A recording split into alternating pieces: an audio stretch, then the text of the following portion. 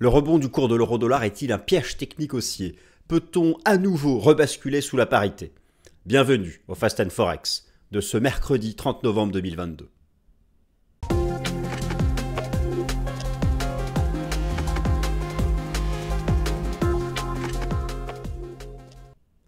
Alors chers amis, bienvenue, installez-vous confortablement.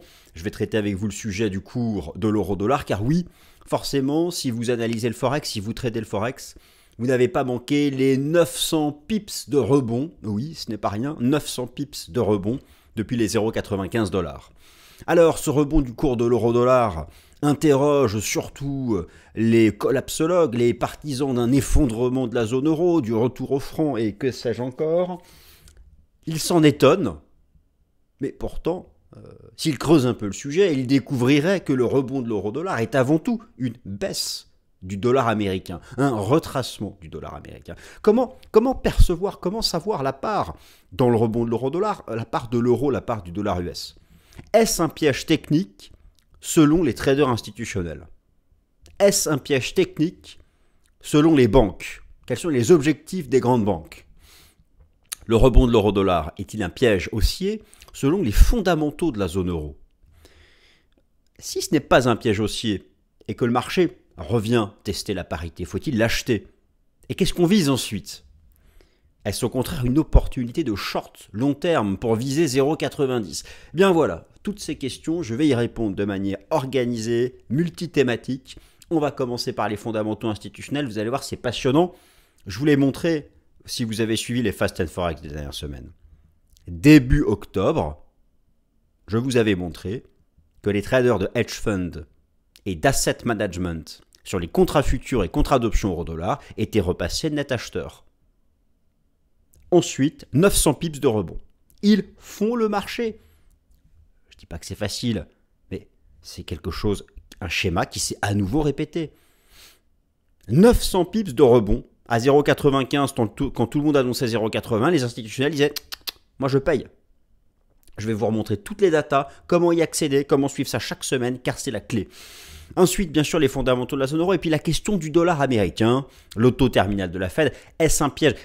Moi je vous le dis, c'est un piège sur le rebond de l'euro-dollar si la Fed ramène son taux des Fed Funds à 7%. Ce n'est pas un piège si le pivot de la Fed a lieu en début d'année prochaine. Allez, on regarde tout ça. Moi, je me réinstalle. La vidéo est disponible au format podcast en suivant le même titre. Vous avez aussi, alors pour les impatients, car je sais qu'il y en a beaucoup, pour les impatients, vous avez, regardez la timeline de la vidéo, je chapitre toutes mes vidéos de manière générale, ce qui vous permet d'aller soit à la partie qui vous intéresse le plus, soit de revenir à une partie qui vous intéressait. Donc voilà, vous avez le chapitrage juste en bas. Vous avez qu'à cliquer dessus et ça vous amène à la partie qui vous intéresse le plus. Le plan se déploie sous vos yeux, tous les thèmes qui seront traités. Le cours de l'euro-dollar est-il un piège? Le cours de l'euro-dollar est-il un piège? Selon la finance institutionnelle, ce n'est pas un piège. Du moins, il l'avait anticipé. Donc je commence par ça, pour vous montrer que pour améliorer, pour compléter, pour optimiser, pour démultiplier l'effet positif de vos analyses techniques, associez l'étude des flux. Les flux concrets, les flux d'argent. Mais oui, toutes les données sont publiques. Aux États-Unis, toutes les données sont publiques. Où se fait le trading dérivé d'euro-dollar? Il se fait à la bourse de Chicago, sur les contrats futurs et les contrats d'options. Et aux États-Unis, le régulateur des contrats futurs, qu'on appelle la CFTC, tous les vendredis vous donne les chiffres par catégorie de traders, et notamment les hedge funds et les asset managers. Il n'y a qu'à les suivre. Il n'y a qu'à les suivre. En les suivant, vous aviez la certitude qu'on dépassait la parité. En bourse, il faut faire le contraire des mains faibles, c'est-à-dire nous, les traders particuliers, et aller dans le sens des mains fortes, les traders d'institutions financières majeures. Alors après tout ce laïus, ce blabla, je vais vous montrer quand même comment accéder aux data, je vais tout vous remontrer. Donc le rebond de l'euro-dollar, est-il un piège? Était-il un piège? Non, il ne l'était pas, car il était, comme d'habitude, anticipé par les traders institutionnels. Je fais référence au rapport Commitment of Traders de la CFTC. Le rapport Commitment of Traders est publié chaque vendredi et il tient compte des données arrêtées à mardi soir de la même semaine. Plusieurs catégories sont représentées et vous avez les futurs et les options. Moi, je m'intéresse aux hedge funds et aux asset managers, enfin les pros quoi. J'agglomère les données des contrats futurs et des contrats d'options. Donc, vous avez les datas brutes directement sur le site de la Bourse de Chicago, mais sur TradingView, vous avez un indicateur qui les agglomère. Alors, on regarde ça ensemble. Donc, tout d'abord, les données brutes, elles sont là. Je suis sur le site de la Bourse de Chicago. J'ai sélectionné ici Forex, euro-dollar. J'ai ici mes asset managers. Alors, on voit bien, vous voyez, dès début octobre, la réduction des positions short, l'envolée de la position nette, mais beaucoup plus intéressant, les traders de hedge fund qui sont repassés net acheteurs début octobre. Attendez, mes amis, je vous montre l'euro-dollar. L'euro-dollar, voilà, début octobre. Ici, imaginez quand on était là, d'un point de vue technique, il n'y avait rien qui disait qu'on remonterait à 1,05, sauf les flux institutionnels. Ils nous disaient que cet énorme support des 0,95 provoquerait un rebond. Voilà, ensuite on va reparler de... La partie technique arrive à la fin de la vidéo, hein, pour changer. On va regarder ça tout à l'heure, mais... Donc, non, ce n'est pas un piège d'un point de vue de la finance institutionnelle. Voici donc l'indicateur qui agglomère sur TradingView la position sur Future Options des asset managers plus les hedge funds. Voilà, je vous l'avais montré début octobre. Il repassait net acheteur. Historiquement, à chaque fois qu'il passe net vendeur, ça anticipe le décrochage des prix. À chaque fois qu'il passe net acheteur, ça anticipe le rebond et rebelote. Donc, les mains fortes font le marché. Maintenant, je continue sur ce sujet des mains fortes qu'anticipent les banques. Alors là, je vais être très précis. Le rebond du cours de l'euro-dollar est-il un piège d'un point de vue des banques? Alors attention, de quoi parlons-nous? Les banques, c'est énorme, il y a plein de services, faut pas dire n'importe quoi. Qu'est-ce qui est public? Ce qui est public, ce sont les données de la recherche de marché côté sell side des banques. Je reprécise, la recherche de marché, département asset management, sous-département, enfin sous-organisation sell side. C'est ce qu'ils communiquent à leurs clients, aux médias. Ce n'est pas le buy side. Ça, c'est très important de différencier ça. Donc, je suis allé vous rassembler dans un fichier Excel les objectifs de cours d'une dizaine de banques majeures pour le cours de l'euro-dollar à horizon fin 2023. Et ce qui est bien, c'est qu'elles ont précisé ce qu'elles anticipaient entre-temps. C'est facile. Je vise indice en décembre 2023. 2023, dans un an. Indice. Mais si entre-temps, je vais à 0,50 et qu'ensuite je finis à 1,10, c'est pas pareil que d'aller maintenant tout droit à 1,10. Elles ont précisé si d'après elles, on pouvait quand même repasculer provisoirement sous la parité. Eh bien, résultat des courses. Banque sell-side, leurs objectifs de cours pour le taux euro-dollar fin 2023. Alors les cibles sont communiquées donc pour le grand public, tout ça je viens de vous le préciser.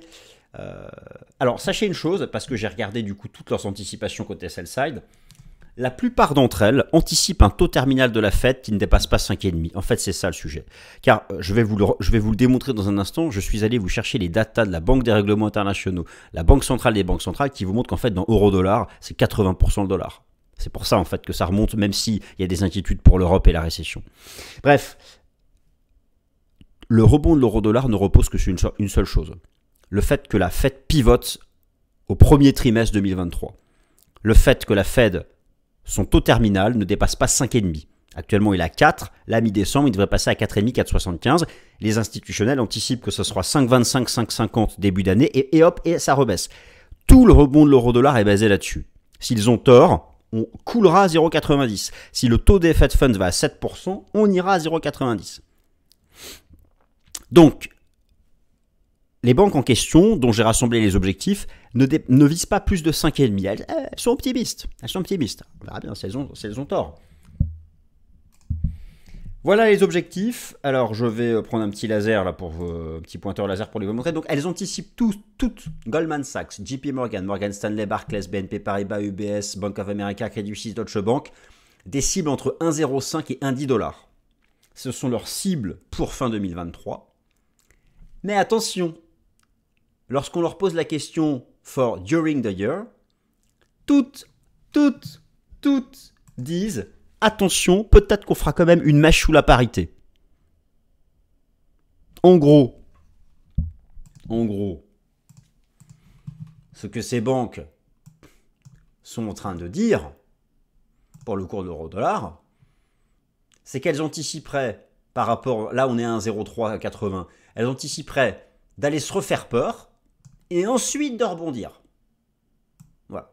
On va voir tout à l'heure moi ce que je pense techniquement, mais voilà ce qu'elles nous disent. Ça, et ensuite ça repart. Bon. Après on peut voir peut-être le scénario technique qu'elles regardent, mais bon, bref. Voilà donc le rebond de l'euro-dollar est-il un piège, un nonsense sur le plan des fondamentaux européens? Alors, la réponse, tout d'abord, d'un point de vue de la divergence des politiques monétaires, oui, ce n'est pas logique. Car la stratégie de vente du cours de l'euro-dollar est une stratégie de carry trade. Ça n'a pas changé. Le taux overnight, qui rémunère l'USD, est toujours 2 fois supérieur à celui de l'euro, voire 2 fois et demi. Quelqu'un qui est acheteur de l'euro-dollar là en tendance, tous les jours est débité des frais de finance, est débité du différentiel de taux d'intérêt. Mais il encaisse plus sur la remontée du prix. Mais les marchés sont toujours en avance. En fait, l'euro-dollar a commencé à rebondir quand le marché s'est dit que la BCE allait rattraper la Fed. Là aussi, il ne faut pas s'être trompé. Donc oui, ça ne fait pas sens. C'est un piège d'un point de vue du carry trade. Maintenant, le rebond du cours de l'euro-dollar est-il un piège sur le plan des fondamentaux de la zone euro? Vous savez, l'euro, ce qui compte pour l'euro, le risque pour l'euro, c'est le risque systémique. C'est à travers le marché du crédit que l'on gère ça, que l'on analyse ça. Le meilleur indicateur, ce sont les spreads de taux d'intérêt. La différence entre les taux d'intérêt à long terme de l'Italie vis-à-vis de l'Allemagne, de l'Espagne vis-à-vis de l'Allemagne, de la France vis-à-vis de l'Allemagne. Eh bien, figurez-vous que depuis un mois et demi, le rebond de l'euro-dollar, les spreads de taux baissent. Eh oui. Alors oui, le retour au franc, l'explosion de l'euro, patati patata. Bon, enfin, ils auront peut-être raison, je ne sais pas. Moi, je ne suis pas un collapsologue. Je ne suis pas un fin du mondiste. Je ne me réveille pas chaque matin en me frottant les mains de tout ce qui est négatif. Vous savez, beaucoup de monde est comme ça. Bon. Chacun doit faire son introspection. Mais bon, bref, en tout cas, mais oui, les spreads de taux ont baissé. Donc, sur le plan des spreads de taux, ce n'est pas un nonsense. Ce qui s'est passé ces dernières semaines. Je vous ai mis le graphique là, je vais le chercher en temps réel. Donc, où est-ce que je l'ai mis? Il est là. Voilà, les spreads de taux au sein de la zone euro. Les spreads de taux sont en rouge. J'ai fait ici le spread entre le 10 ans italien et le 10 ans allemand, et ici le spread entre le 10 ans français et le 10 ans allemand. Vous voyez, ils sont en baisse depuis un mois. Il y a une logique. Je ne dis pas que ça va continuer, je dis, là, depuis un mois et demi, il y a eu une logique. Ensuite, mon scénario sur l'euro-dollar, ça arrive en toute fin de vidéo. Mais de toute façon, c'est bientôt fini. Le facteur clé, c'est le DXY. Vous avez bien compris que si l'euro-dollar a rebondi ces dernières semaines, c'est parce que le dollar américain a baissé. Je ne vous apprends rien. Eh bien, là aussi, ce n'est pas un nonsense, ce n'est pas un piège, car le spread de taux entre les USA et l'Europe, alors on va faire ici le spread de taux entre les USA et la République fédérale d'Allemagne, ne monte plus. Ah oui, il ne baisse pas non plus. Je vais aller sur le site, voilà ce que j'ai préparé. Regardez bien, en bleu, la courbe de l'euro-dollar. En bougie japonaise, le spread de taux, du taux d'intérêt à 2 ans entre les USA et la zone euro, en fait, c'est celui de l'Allemagne. Vous voyez bien que le double top à l'époque de l'euro-dollar, c'était les premiers signaux haussiers du spread de taux. Si le spread USA-Europe augmente, c'est que l'écart augmente en faveur des USA. Eh bien, regardez, le rebond actuel de l'euro-dollar, ce n'est pas une chute du spread de taux, simplement, il est en range. Voilà, c'est tout. Le spread USA-Allemagne a cessé de s'écarter à la hausse. Bon, rebond technique de l'eurodoll. En fait, c'est un rebond technique, c'est un rachat de short ce qui se passe sur l'eurodoll. On ne sait pas encore si c'est un renversement haussier chartiste de long terme. ou juste un rachat de short avant de repartir à 0,90. Ça va dépendre des fondamentaux. D'ailleurs, les banques, elles prennent pas de risques. Elles visent toutes indice en fin d'année dans un an, mais peut-être qu'on ira un peu sous la parité. Enfin voilà, tout le monde dit pareil. Ah ben, il y a ceux qui visent 0, ben ça ils disent pas pareil, eux. Enfin voilà. Alors,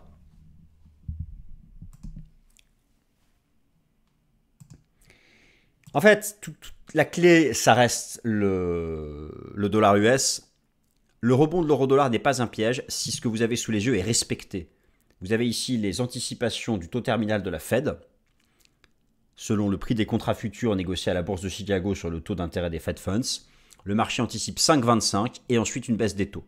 Si le marché a tort dans ses anticipations, si l'inflation restait beaucoup plus solide que prévu aux États-Unis, si le taux d'intérêt des Fed Funds dépasse 5,5, qui va à 6, 6,5 ou 7, l'eurodoll ira à 0,90, voire 0,80. Mais si ce n'est pas le cas, il n'ira pas. Oui, je sais, ça fait beaucoup de si, mais bon. Les mouvements de marché ont bien des sources, donc des conditions. Ensuite, chacun a sa conviction et trade dans le sens de sa conviction en gérant son risque et son exposition. Mais ça, c'est du trading, c'est autre chose. Donc, la clé, c'est le dollar US. Je vais vous démontrer que le dollar US est la clé. Ça tombe bien. Vous savez, la Banque des règlements internationaux, c'est la banque centrale des banques centrales, tous les 3 ans,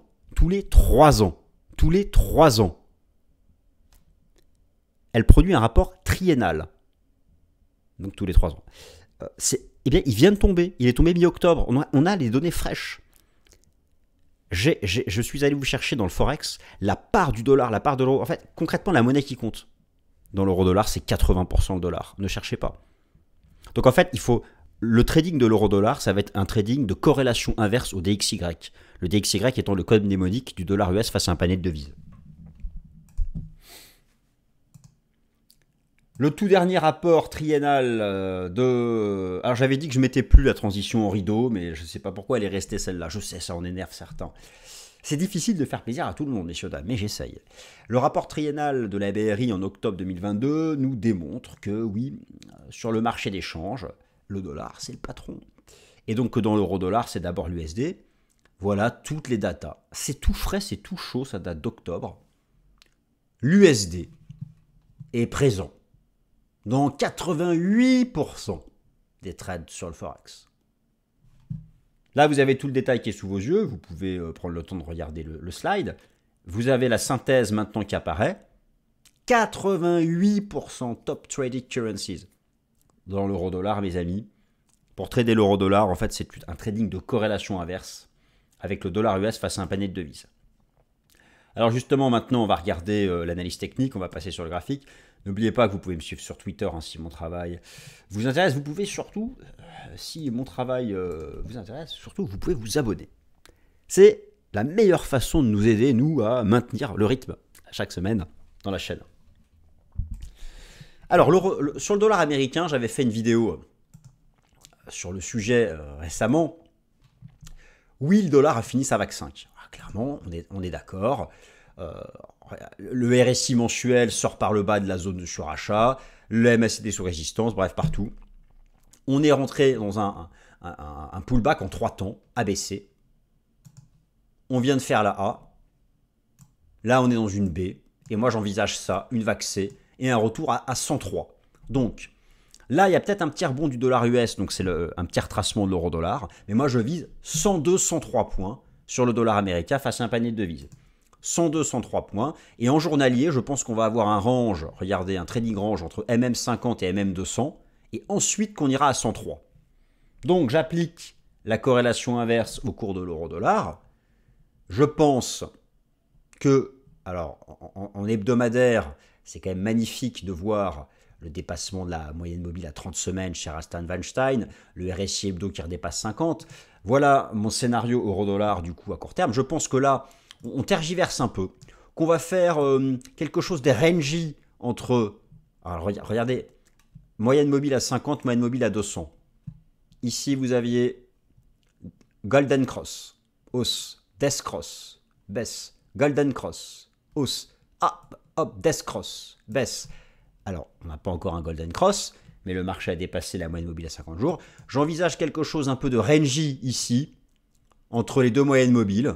Donc peut-être qu'on peut retaper un peu la parité. Et ensuite, aller chercher un 0,650, voire un 0,8. Mais là, je pense qu'il y aura une énorme pression vendeuse.